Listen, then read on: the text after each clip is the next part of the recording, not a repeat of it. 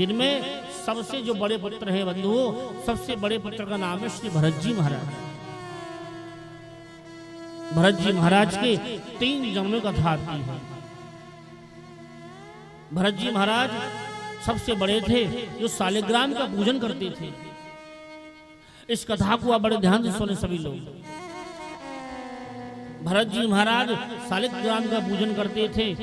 बहुत दिन जो व्यतीत हुए पूजन करते करते, एक दिन भगवान सालिग्राम का पूजन करके माला जप रहे थे। एक नदी के किनारे बैठ के इन्होंने क्या देखा, आसन पर बैठे बैठे एक मृगों का झुंड पानी पीने की नदी में आया है। पानी पी रहे थे सभी मृग। महाराज एक सिंह ने जोर से दहाड़ लगाई।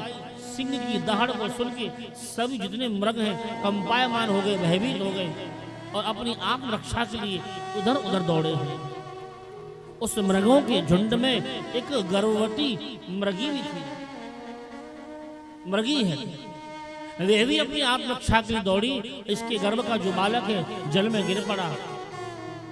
भरत जी महाराज माला जपते जपते जपते जपते सारे दृश्य को देख रहे थे।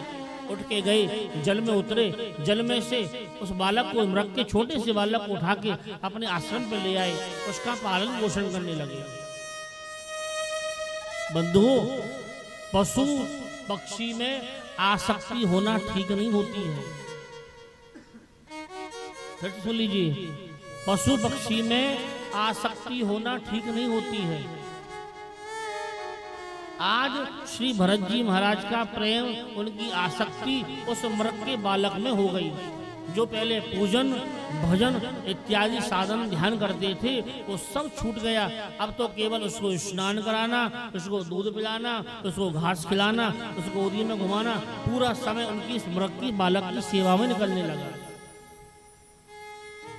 हमने बहुत से लोगों को देखा है, घर में कुत्ते पाल लेते हैं और कुत्ते पाल के उसको बिस्तर भी लिटाते हैं, बिस्तर भी खिलाते हैं, उसको चुपकाते हैं, उससे प्रेम करते हैं, गाड़ी में संग ले जाते हैं। अरे ऐसी क्या आवश्यकता?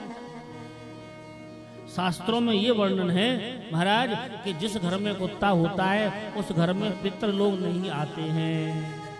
महापुरुष कहते हैं, बड़ी सावधानी सुन लीजिए आप लोग। जिस घर में कुत्ता पालते हैं लोग,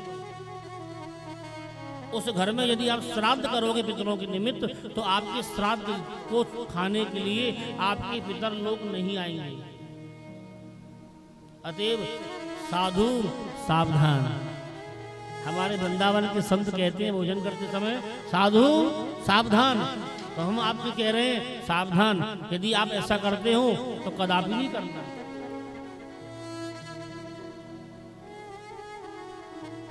मृग के बालक में आसक्ति हुई, सारा समय मृग के बालक में निकलने लगा। थोड़ा समय व्यतीत हुआ, वो मृग का बालक जब बड़ा हो गया, एक दिन छोड़ के चला गया। उस रोते रोते रोते रोते उस मृग के बालक के प्रेम के कारण उसके दुखी होते होते इनका प्राणांत हो गया। श्री भरत जी महाराज का दूसरे जन्म में इनको भी मृग का बालक बनना पड़ा। क्योंकि हमारे शास्त्र कहते हैं अंते मति सागति, मरते समय जिसकी जैसी मति होगी उसकी वैसी गति होती है। धन में मति होगी तो सर्व बनेगा। है बहुत से लोग मरते समय धन में सोचते हैं मेरा प्रॉपर्टी रखी है, धन रखा है, सोना रखा है, चांदी रखा है, फलाना रखा है, ढिकाना रखा है। दूसरे जन्म में काले नाग बन के बैठ गए। फिर कोई सफेरा आया और पकड़ के ले गया। राधे राधे। भैया हम यही कहेंगे आप सबसे बार बार, आगे चल के दूसरे जन्म में मृग बने, लेकिन भजन के प्रभाव से इनको पूर्व जन्म की स्मृति थी। क्योंकि भजन एक ऐसी चीज है जिससे आपको अच्छा बुरा सब ज्ञान हो जाता है। भजन के प्रभाव से श्री भरत जी को पूर्व जन्म की स्मृति थी, तो अब जी उस चक्कर में नहीं पड़ते हैं। सड़ी सड़ी घास खाते हैं, बासी पानी पीते हैं, किस झुंड में नहीं खेलते हैं। ऐसे मृग का बालक उछलता कूदता ऐसा नहीं करते थे, क्योंकि अपने पूर्व जन्म की स्मृति के कारण बड़े शांति से समय काटने लगे।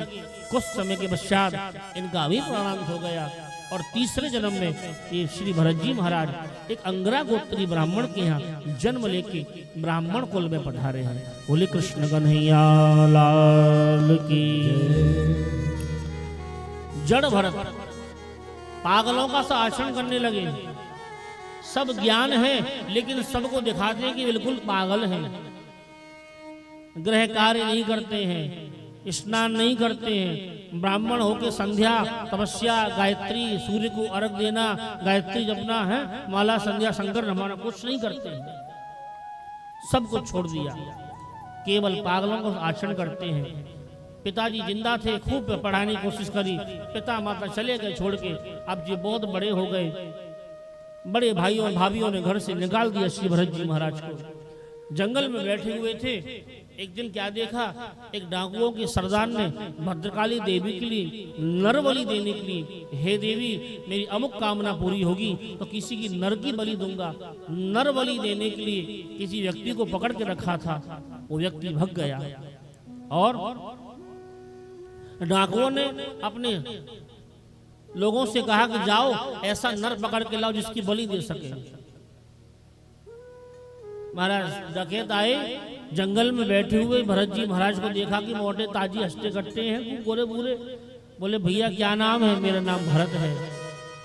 बोले आपकी बलि देना चाहते हैं, आप मरने को तैयार हैं? भरत जी ने कहा बिल्कुल तैयार है, चलो। बोले चलो। भरत जी महाराज चल दिए, उनके साथ स्नान कराया, भोजन कराए, सुंदर वस्त्र पहनाए और महाराज जैसे ही सिर झुका के भद्रकाली देवी भगवती के सामने जैसे ही काटना चाहा, देवी भगवती भवानी ये ब्राह्मण के तेज को स्वीकार नहीं कर सकी, ब्राह्मण का तेज इनको सहन नहीं हुआ, चटचटा की प्रतिमा फटी, देवी भद्रकाली प्रकट होकर आई और डाकुओं के सरदार के सिर से धड़ रख करके ब्राह्मण को चरणों में प्रणाम किया। हे ब्राह्मण, ये कौन सा अपराध करने जा रहे हैं? आपकी बलि लेके मैं कहाँ जा सकती हूँ? मैं ब्राह्मणों की बलि को स्वीकार नहीं करती हूँ। ऐसे भरत जी महाराज आगे चल के बढ़े हैं और यहाँ पर रहुगण के संग संवाद हुआ है।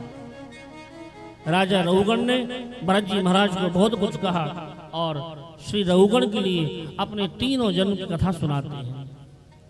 रहुगण ने देखा कि ये कोई साधारण नहीं है, तो ये कौन है? बोले ये तो कोई बड़े विद्वान है जो गूढ़ रूप से छिपा हुआ रहता है। आज श्री भरत जी महाराज ने अपने 3 जन्म की कथा राजा रहुगण के लिए सुनाई। बोले राजा, जिसको तो अभिमान करता है कि मैं बहुत बड़ा राजा हूँ, तू जानता है उससे पूर्व जन्म में तू क्या था? बोले कौन था? राजा, तेने मेरा संग किया रहुगण तो तू राजा बन गया, और मूर्ख मैंने तेरा संग किया तो एक जन्म मुझे मृग की जोनी में जाना पड़ा। इससे पूर्व तू एक छोटा सा मृग का बालक था, तेरे चक्कर में असद गति हो गई मेरी।